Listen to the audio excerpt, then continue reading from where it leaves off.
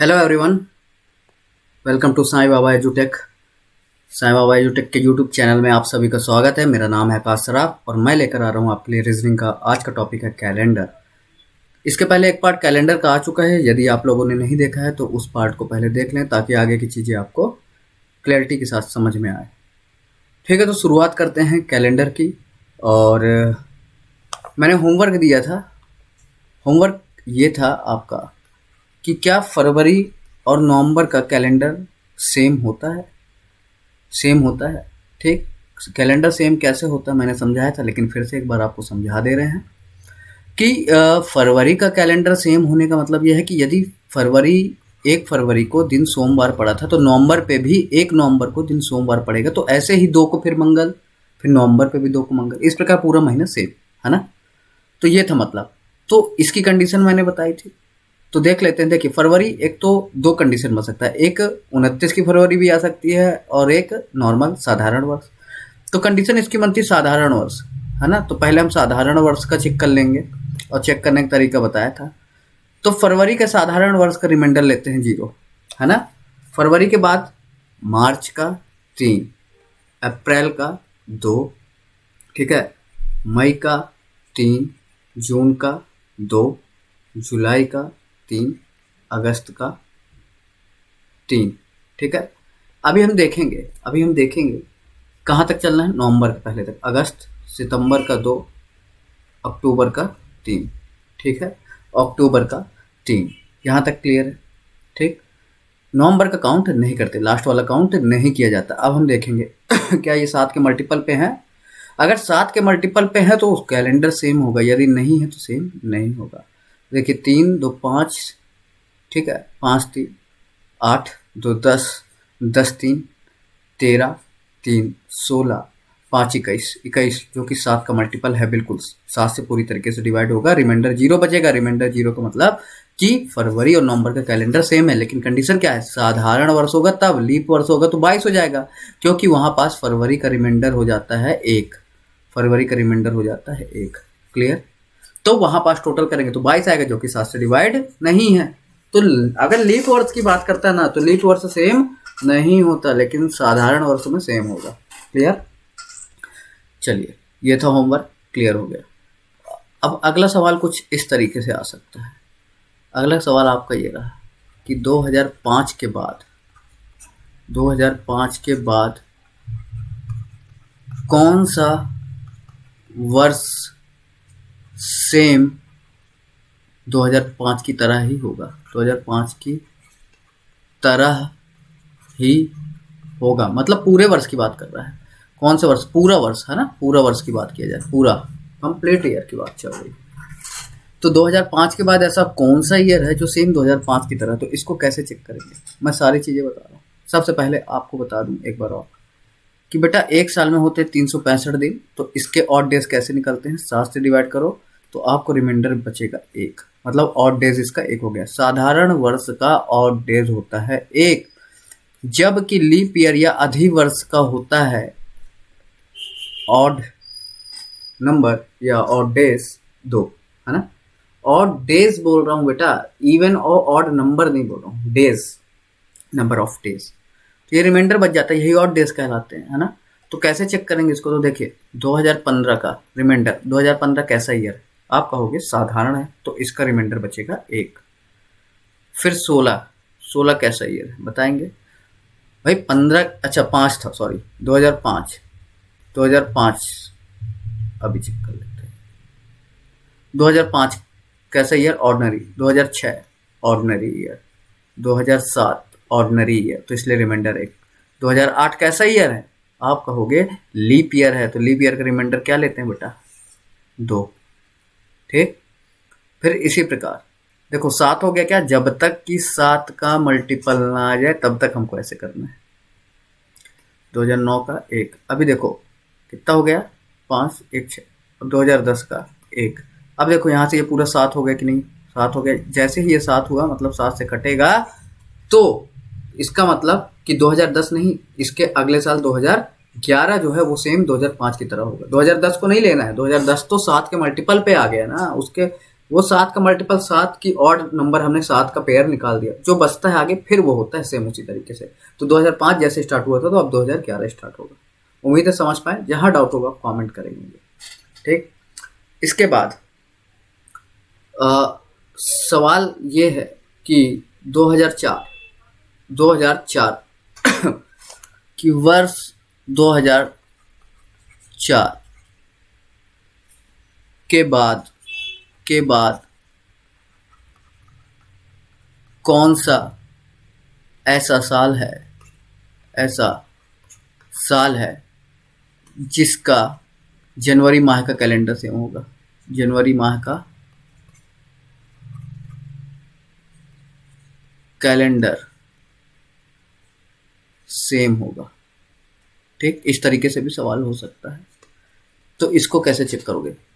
मैं काफ़ी चीज़ें बता रहा हूँ, अच्छे समझिएगा। जनवरी माह का बोला है तो आप फिर से चालू करोगे। 2004 कैसा ईयर है? लीप ईयर है। रिमाइंडर 2 5 1 6 1 7 1 8 8 कैसा ईयर है?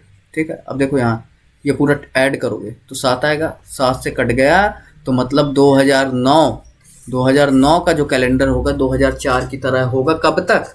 याद रखना, इसने बोला था जनवरी माह, तो जनवरी माह का ही होगा। ठीक है, क्योंकि आप देखो यहाँ पास ध्यान देना कि 2004 कैसा ईयर था तो आप कहोगे लीप वर्ष था। 2009 कैसे ईयर भैया? ऑर्डिनरी है। ठीक है, ऑर्डिनरी है। तो अब ये बताओ बेटा 2004 में फरवरी कितने की आई होगी? 28 फरवरी के बाद क्या आया होगा? 29 फरवरी आया होगा कि नहीं? लेकिन ऑर्डिनरी में 28 फरवरी के बाद क्या आया होगा? 28 फरवरी के बाद आया होगा 1 मार्च। तो यहाँ पास से कैलेंडर चेंज हो जाता है, पूरे साल का सेम नहीं रहता, केवल 28 फरवरी तक सेम रहता है। तो उसने जनवरी का पूछा था इसलिए 2009 आंसर हो जाएगा। लेकिन अगर बोलता पूरा वर्ष तो पूरे वर्ष के लिए हमको और आगे बढ़ना पड़ता। तो उससे रिलेटेड क्वेश्चन भी मैं बता रहा हूँ। ठीक है, तो पूरे वर्ष के लिए हम और आगे जाएंगे। ठीक, एक सवाल ये था अब आप लोगों के लिए, 2018 के बाद कौन से पूरे साल का कैलेंडर सेम होगा? पूरे साल का। किसका? मैंने बोला पूरे साल का, जनवरी का नहीं, पूरे साल का कैलेंडर सेम की बात कर रहे हैं। तो इसको कैसे चेक करोगे? ऐसे देखो 2018 का रिमाइंडर कितना आएगा? आपने देखा 2018 एक साधारण वर्ष है। तो मैं इस चीज को बताने से पहले एक चीज बता दूं कि बेटा यदि अगर लीप वर्ष दिया है और बोलेगा पूरे साल का कैलेंडर, पूरे साल का, तो लीप वर्ष ही आंसर आना चाहिए। अगर ऑर्डिनरी ईयर दिया है और बोलेगा पूरे साल का कैलेंडर, तो ऑर्डिनरी ही आंसर आना चाहिए। आपका ऑर्डिनरी से लीप अगर आया तो केवल 28 फरवरी तक सेम होगा। लीप से ऑर्डिनरी आया तो भी वो 28 फरवरी तक ही सेम होगा, उसके बाद नहीं होगा।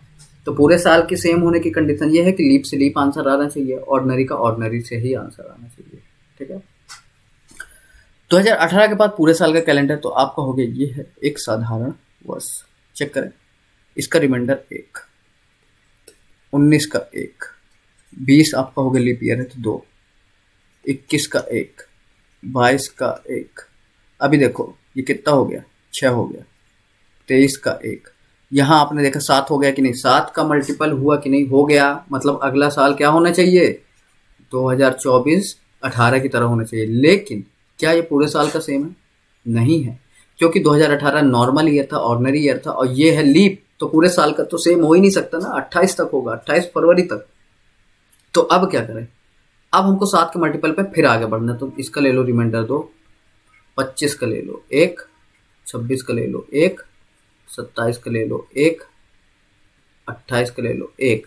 क्या 7 का मल्टीपल बना? यहाँ तक 7 का बना था। देखो ये 6 हो गया। ठीक, यहाँ तक देखना कितना हो गया? यहाँ तक 7 हो गया था। ठीक, अब ये 2 4 25 24 25 26 27 28 और 29 का ले लो। 29 का 1 7 हो गया। तो मतलब 2030 का कैलेंडर सेम होगा। 2018 के बाद 2030 का कैलेंडर सेम होना चाहिए।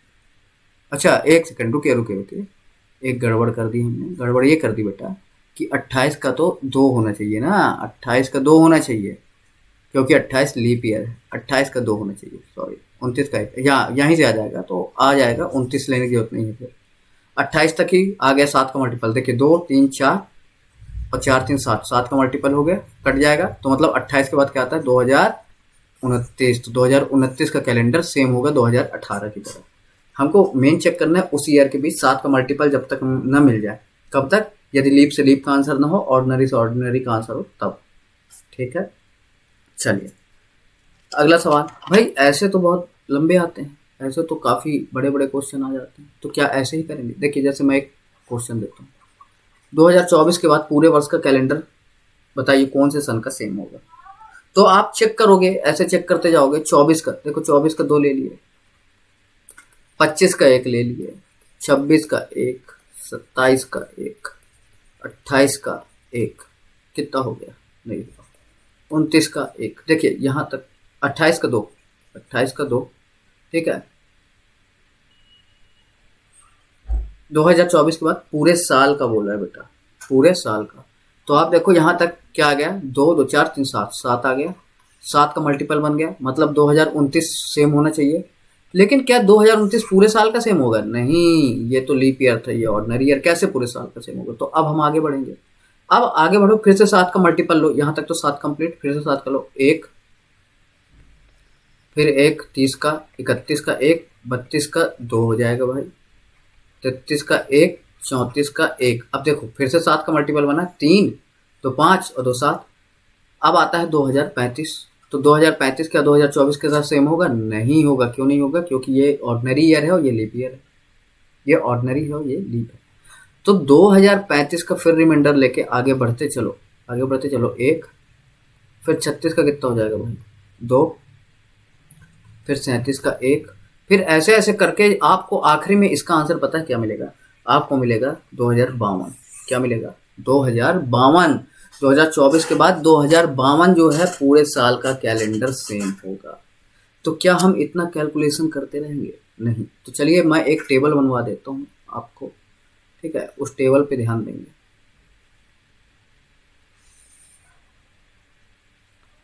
1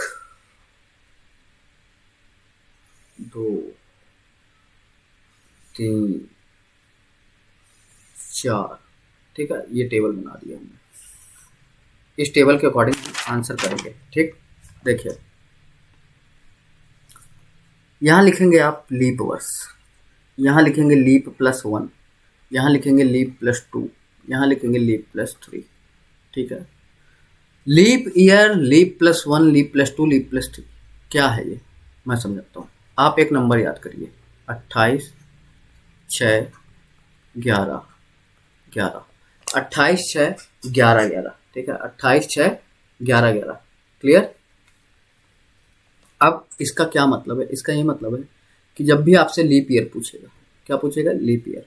दिख रहा है लीप, 2004 लीप ईयर है। अब बोलेगा कि पूरे साल का कैलेंडर सेम बताइए, पूरे साल का। तो इसमें आप सीधे 28 को ऐड कर दोगे, तो आपका आंसर आ जाएगा 2032, 8 4 12 2032 आ जाएगा, ठीक है? 2032 होगा, सेम 2004 की तरह पूरी तरह, ठीक है?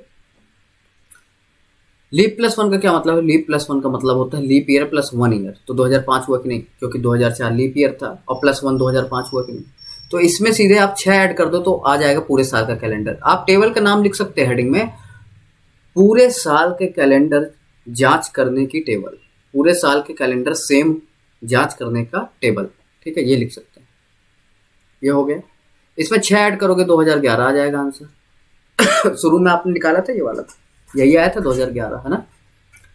लीप +2, अब देखो 2006 लीप ईयर +2 है, लीप ईयर +2 है ना? तो 2006 में इसमें 11 ऐड करोगे, 11 ऐड करोगे तो कितना आ जाएगा? 2017। तो 2006 की तरह पूरे के पूरे साल का कैलेंडर 2017 का सेम है। 2007 लीप +3 है कि नहीं? लीप ईयर मतलब 2004 +3 करोगे तो 2007 आएगा। इसमें आप 11 ऐड कर दोगे तो 2018 आंसर मिलेगा, कि 2007 के बाद सेम 2007 की ही तरह कैलेंडर 2018 का पूरे वर्ष का, ठीक? तो ये टेबल हो गई। एक एग्जांपल और ले लेते हैं, जैसे 2020 ले लेते हैं। तो आप सीधे इसमें 28 ऐड करोगे तो 2048 आएगा आंसर। 2021 लोगे तो देखो लीप +1 हुआ कि नहीं हुआ? हुआ। तो इसमें 6 ऐड करोगे तो 2027 आएगा। 2022 ले लो भाई, लीप +2 ले लो, तो यहाँ आप क्या ऐड करोगे 11, तो 2033 आ गया। अगर 2023 है, ठीक है, तो इसमें भी आप 11 ऐड करोगे तो 2034 आ जाएगा। ठीक, लीप प्लस 3 है ना, लीप ईयर मतलब 2020 प्लस 3 करोगे 2023। ठीक है, तो उम्मीद है समझ में आई होगी ये टेबल। जहां समझ में नहीं आएगी कमेंट करेंगे। हाँ, एक एक्सेप्शन है इसमें, वो एक्सेप्शन समझते क्या है। एक्सेप्शन ये है बेटा कि जब कभी सेंचुरी ईयर आ जाए, जब कभी कौन सा ईयर आ जाए, सेंचुरी ईयर, शताब्दी वर्ष बीच में, जैसे एग्जाम्पल 1896 है ना भाई। 1896 के बाद ऐसा कौन सा वर्ष है जिसका पूरे साल का कैलेंडर सेम होगा, ये चेक करना। तो आप कहोगे सर ये तो लीप वर्ष है, इसमें डायरेक्ट 28 जोड़ने का आपने बताया है, तो सीधे 28 जोड़ोगे तो आ जाएगा 2024। लेकिन वो गलत है, वो नहीं होगा। क्यों नहीं होगा समझते हैं। इसलिए नहीं होगा क्योंकि देखो 1896 कैसा ईयर है, आप कहोगे लीप, तो 2 रिमाइंडर ले लें। 97 का 1 लेंगे, 98 का 1 लेंगे, 99 का 1 लेंगे, और अब आता है 1900। तो आप कहोगे रिमाइंडर होना चाहिए क्या भाई, हर चौथा साल लीप ईयर, तो आप कहोगे रिमाइंडर होना चाहिए क्या भाई, रिमाइंडर होना चाहिए 2। लेकिन क्या ये लीप ईयर है? ये लीप ईयर नहीं है। अब लीप ईयर कैसे चेक करते हैं ये पूछोगे, तो चलो मैं इसको सॉल्व करने से पहले आपको बता दूं लीप ईयर चेक कैसे किया जाता है। इसको अभी साइड करो, लीप ईयर चेक कैसे किया जाता है। देखिए 2 प्रकार के वर्ष होते हैं, एक कहलाता है साधारण वर्ष और एक कहलाता है शताब्दी वर्ष। शताब्दी वर्ष, ठीक है। तो देखिए साधारण वर्ष को कैसे चेक करते हैं भाई। साधारण वर्ष जैसे 2012, 2020, 1983, 1857, 1947, ये क्या है, ये साधारण वर्ष है। ठीक है, साधारण ऑर्डिनरी ईयर। तो इसको ये लीप ईयर है कि नहीं चेक करने के लिए आपको 4 से डिवाइड करना पड़ेगा। कोई भी सन जो होगा, जो साधारण होगा, उसको आप 4 से डिवाइड करिए। यदि वो 4 से पूरा पूरा डिवाइड होता है तो वो एक लीप ईयर है। यदि वो 4 से पूरा पूरा डिवाइड नहीं होता है तो वो लीप ईयर नहीं है। जैसे एग्जांपल ले लो, अगर आप 2012 को 4 से डिवाइड करोगे तो हो जाएगा, तो ये लीप ईयर है। 2020 को करोगे डिवाइड हो जाएगा, लेकिन 1983 डिवाइड नहीं होगा, 57 डिवाइड नहीं होगा, 47 डिवाइड नहीं होगा, तो ये लीप ईयर नहीं है। तो ये तो बात हो गई साधारण वर्ष की। लेकिन शताब्दी वर्ष जैसे 1600, 1700, 1800, 1900, 2000, जिसके लास्ट में डबल शून्य या डबल जीरो दिखेगा, तो वो एक प्रकार का शताब्दी वर्ष कहलाता है। ठीक है, और शताब्दी वर्ष है तो इसको आप डिवाइड 4 से नहीं बल्कि 400 से करोगे, और 400 से यदि डिवाइड हो गया तो वो लीप ईयर है, और नहीं हुआ तो वो लीप ईयर नहीं है। जैसे 1600 को डिवाइड करोगे तो हो जाएगा, तो ये लीप ईयर है। लेकिन ये लीप ईयर नहीं है, ये लीप ईयर नहीं है, ये लीप ईयर नहीं है, और ये लीप ईयर है। ठीक, शताब्दी वर्ष। तो देखो 1900 लीप ईयर नहीं है, तो इसका रिमाइंडर 2 नहीं लेंगे, 1 लेंगे। तो अब 1 लेंगे, अब हम आगे बढ़ते जाएंगे। 1901 का 1, 2 का 1, 3 का 1, ऐसा कब तक, जब तक कि 7 का मल्टीपल ना मिल जाए।